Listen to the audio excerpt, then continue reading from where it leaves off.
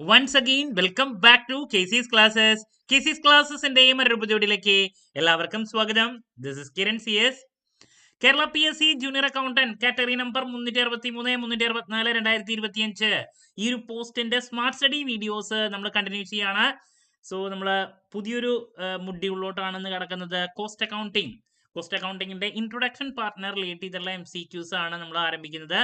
Already income tax, then financial management, accounting, ഈ 3 സബ്ജക്ട്സിന്റെയും introduction partner relate ചെയ്തിട്ടുള്ള MCQs നമ്മൾ discuss ചെയ്ത് കഴിഞ്ഞു. സ്റ്റേറ്റ്മെന്റ് ബേസ് ചെയ്തിട്ടുള്ള ചോദ്യങ്ങളാണ് നമ്മൾ ഡിസ്കസ് ചെയ്തുകൊണ്ടിരിക്കുന്നത്. പിന്നെ previous year question paper discussion, module wise analysis, 100 days study plan, ഇതൊക്കെ ചെയ്തിട്ടുള്ളതാണ്. കാണാത്തുണ്ടെങ്കിൽ കാണാം. ഈ വീഡിയോസ് ഒക്കെ സ്മാർട്ട് സ്റ്റഡിക്ക് നിങ്ങളെ വളരെയധികം ഹെൽപ്പ് ചെയ്യുന്നതാണ്.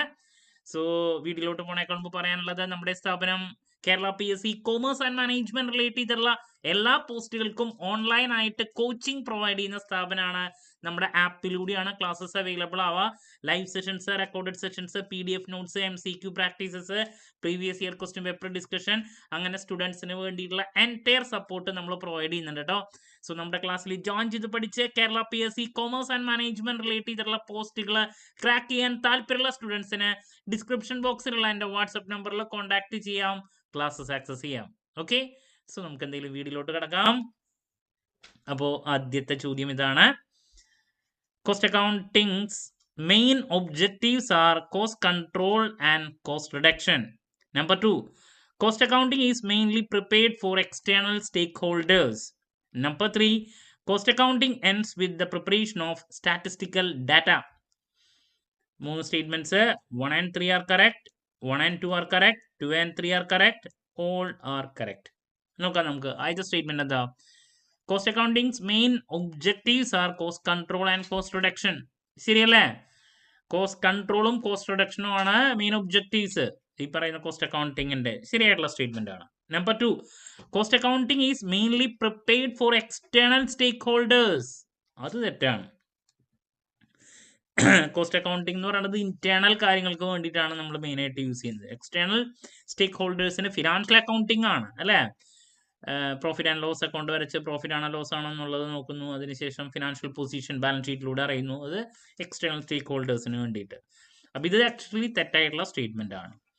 ഇനി മൂന്നാമത്, cost accounting ends with the preparation of statistical data. അത് കറക്റ്റ് ആയിട്ടുള്ള സ്റ്റേറ്റ്മെന്റ് ആണ്. നമ്മളിപ്പോ കോസ്റ്റ് ഷീറ്റ് പ്രിപ്പയർ ചെയ്യുന്നുണ്ട്, അതുപോലെ തന്നെ variance analysis reports, break even charts, ഇങ്ങനെയുള്ള പല കാര്യങ്ങളും പ്രിപ്പയർ ചെയ്യുന്നുണ്ട് കോസ്റ്റ് അക്കൗണ്ടിങ്ങിന്റെ അവസാനം. സോ അത് ശരിയായിട്ടുള്ള സ്റ്റേറ്റ്മെന്റ് ആണ്.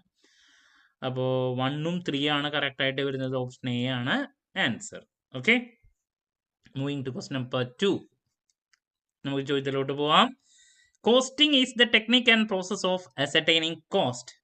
Costing techniques are static and do not change over time.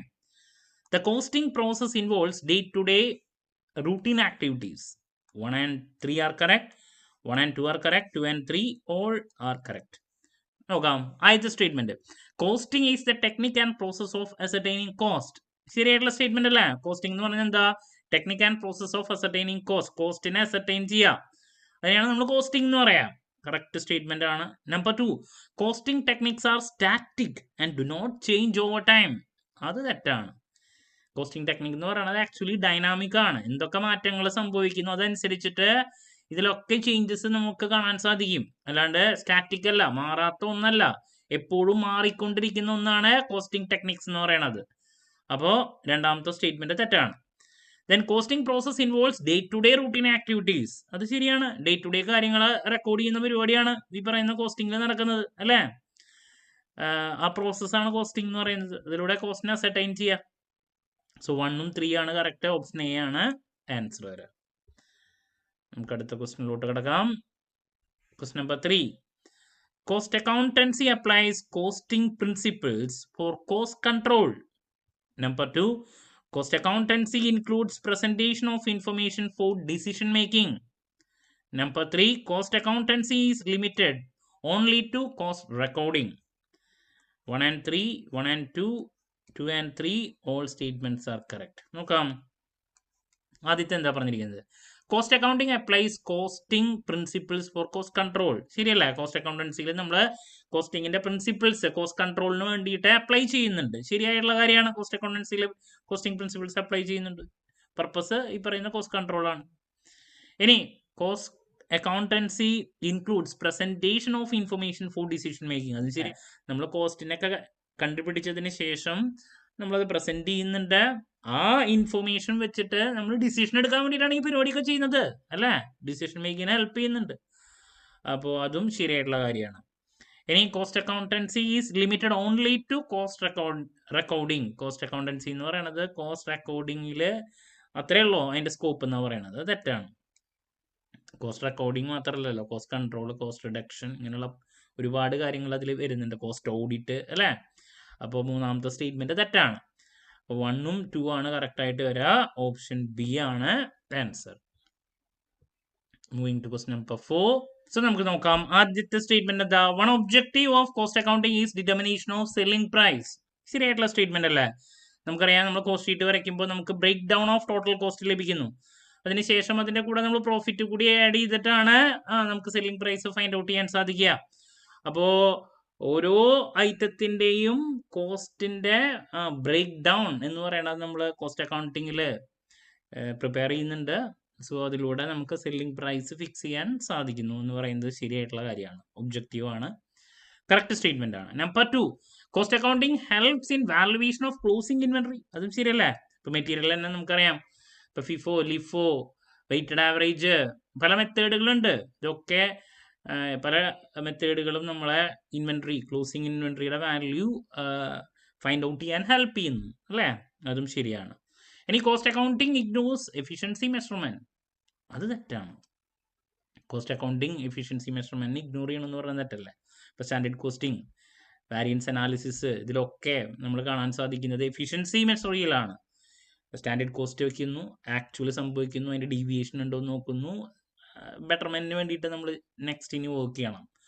അപ്പോൾ എഫിഷ്യൻസി മെഷർമെന്റ് ഇഗ്നോർ ചെയ്യണം എന്ന് പറയുന്നത് തെറ്റായിട്ടുള്ള സ്റ്റേറ്റ്മെന്റ് ആണ്. അപ്പോൾ 1ഉം 2 ആണ് കറക്റ്റ് ആയിട്ട് വരിക. ഓപ്ഷൻ ബി ആണ് answer. Moving to question number 5. നമുക്ക് ഇത് കൂടി ഇന്ന് ഡിസ്കസ് ചെയ്യാം. Cost ascertainment aims at determining product cost accurately. Cost control regulates actions to keep cost within limits. Cost control can be exercised without cost ascertainment. 1 and 3 are correct. 1 and 2 are correct. 2 and 3 are correct. All are correct. ആദ്യത്തെ statement, cost ascertainment aims at determining product cost accurately. Correct statement അല്ലേ? Cost അസർടൈൻമെന്റിലൂടെ നമുക്ക് product cost accurately determine ചെയ്യാൻ സാധിക്കുന്നു. അത് തന്നെയാണ് അതിന്റെ main objective. Cost ascertainment കോസ്റ്റിനെ find out ചെയ്യുക. ഇനി cost control regulates actions to keep cost within limits. അതും ശരിയല്ലേ? കോസ്റ്റ് കൺട്രോളിന്റെ എയിം എന്ന് പറഞ്ഞാൽ എന്താ? ഒരു പെർട്ടിക്കുലർ കോസ്റ്റിന്റെ ഉള്ളിലോട്ട് കൊണ്ടുവരിക എന്നുള്ളതാണ്. അത് വിട്ട് പോവാതിരിക്കാൻ ശ്രമിക്കുക. ടോട്ടൽ കോസ്റ്റ് ഇപ്പൊ 50 രൂപയുടെ ഉള്ളിലേക്ക് ഒരു യൂണിറ്റിന് എത്തിക്കലാണെങ്കിൽ അതിന്റെ ഉള്ളിലേക്ക് കൊണ്ടുവരാം. അപ്പൊ അതാണ് കോസ്റ്റ് കൺട്രോളിന്റെ മെയിൻ എയിം എന്ന് പറയുന്നത്. കറക്റ്റ് ആയിട്ടുള്ള സ്റ്റേറ്റ്മെന്റ് ആണ്. റെഗുലേറ്റ് ചെയ്യണു, കോസ്റ്റിനെ കൺട്രോൾ ചെയ്യുക എന്ന് പറയുന്നതിന്റെ കൺസെപ്റ്റ് ആണ് പറഞ്ഞത്. ഇനി cost control can be exercised without cost ascertainment. Cost control എന്ന് പറയുന്നത് നമുക്ക് കോസ്റ്റ് അസർടൈൻമെന്റ് ഇല്ലാതെ കണ്ട് ചെയ്യാൻ പറ്റുന്ന ഒരു കാര്യമാണെന്നാണ് മൂന്നാമത്തെ സ്റ്റേറ്റ്മെന്റ് പറയുന്നത്. അത് തെറ്റല്ലേ? കോസ്റ്റിനെ കൺട്രോൾ ചെയ്യണമെങ്കിൽ കോസ്റ്റിനെ അസർടൈൻ ചെയ്യണം, എന്നാൽ മാത്രമേ പോസിബിൾ ആവുള്ളൂ അല്ലെ? കോസ്റ്റിനെ അസർടൈൻ ചെയ്യാണ്ട് കോസ്റ്റ് കൺട്രോൾ പോസിബിൾ അല്ല. സോ മൂന്നാമത്തെ സ്റ്റേറ്റ്മെന്റ് തെറ്റാണ്. 1ഉം 2 ആണ് കറക്റ്റ് ആയിട്ട് വരിക. ഓപ്ഷൻ ബി ആണ് ആൻസർ. ഓക്കെ, അപ്പൊ നമ്മൾ കോസ്റ്റ് അക്കൗണ്ടിങ്ങിനെ റിലേറ്റ് ചെയ്തിട്ടുള്ള ഇൻട്രൊഡക്ഷൻ പാർട്ടിലെ ഒരു 5 ചോദ്യങ്ങളാണ് ഇന്നിപ്പോൾ ഡിസ്കസ് ചെയ്ത്. വരും വീഡിയോയിൽ നെക്സ്റ്റ് MCQs നമ്മൾ ഡീറ്റെയിൽ ആയിട്ടുള്ള എക്സ്പ്ലനേഷൻ അടക്കം ഡിസ്കസ് ചെയ്യുന്നതായിരിക്കും. ഡെയിലി പ്രാക്ടീസ് ചെയ്യുക, എന്നാൽ മാത്രമേ, ഞാൻ വീണ്ടും പറയണു, നമുക്ക് മെയിൻ ലിസ്റ്റിലോട്ട് കയറാൻ സാധിക്കുള്ളൂ. ഞാൻ വീണ്ടും പറയുന്നത് എന്തുകൊണ്ടാണെന്ന് വെച്ചിട്ടുണ്ടെങ്കിൽ ആദ്യമായിട്ട് PSC എഴുതുന്ന ഒരുപാട് കുട്ടികളുണ്ട്. അവർക്ക് വേണ്ടിയിട്ടാണ് ഇപ്പോഴത്തെ പാറ്റേൺ എന്ന് പറയുന്നത്. ടോട്ടൽ ക്വസ്റ്റ്യൻസിലെ മെജോറിറ്റി സ്റ്റേറ്റ്മെന്റ് ബേസ് ചെയ്തുള്ള ചോദ്യങ്ങളാണ് ഞാനിപ്പോൾ ചെയ്തുകൊണ്ടിരിക്കുന്ന പാറ്റേൺ. കൺസെപ്ച്വലൈസ് ചെയ്ത് പഠിച്ചാൽ മാത്രമേ നമുക്ക് ഇതിന് ആൻസർ ചെയ്യാൻ സാധിക്കുള്ളൂ. ഡിറക്റ്റ് ചോദ്യങ്ങൾ ഉണ്ടായിരിക്കും, ബട്ട് വളരെ കുറവുണ്ടാവുള്ളൂ. അപ്പോൾ ഡിറക്റ്റ് ചോദ്യം എല്ലാവർക്കും ആൻസർ ചെയ്യാൻ സാധിക്കും. കൺസെപ്റ്റ് ബേസ് ചെയ്ത് പഠിച്ച ഒരു കുട്ടിക്ക് മാത്രമേ സ്റ്റേറ്റ്മെന്റ് ബേസ് ചെയ്തിട്ടുള്ള ചോദ്യങ്ങൾക്ക് ആൻസർ ചെയ്യാൻ സാധിക്കുള്ളൂ. സോ ആർക്കാണ് ഇത് നന്നായിട്ട് ക്രാക്ക് ചെയ്യാൻ സാധിക്കുന്നത്, സ്റ്റേറ്റ്മെന്റ് ബേസ് ചെയ്തിട്ടുള്ള ചോദ്യങ്ങൾ, അവർ മെയിൻ ലിസ്റ്റിലോട്ട് എത്തും. അപ്പോൾ ഇതിൻ്റെ പ്രാക്ടീസാണ് മെയിനായിട്ട് വേണ്ടത്. ഓക്കെ, അതുകൊണ്ടാണ് നമ്മൾ ഡെയിലി ഇങ്ങനത്തെ MCQs ഡിസ്കസ് ചെയ്യുന്നത് കേട്ടോ. അപ്പോൾ എന്ത് ഡൗട്ട് ഉണ്ടെങ്കിലും കമൻറ്റ് ചെയ്യുക, അതിനുള്ള മറുപടി ഞാൻ വീഡിയോസിലൂടെ നൽകുന്നതായിരിക്കും. മറ്റൊരു വീഡിയോയുമായി വീണ്ടും കാണാമെന്നുള്ള പ്രതീക്ഷയോടെ നിർത്തുന്നു. This is Kiran CS signing off. Have a nice day. Thank U.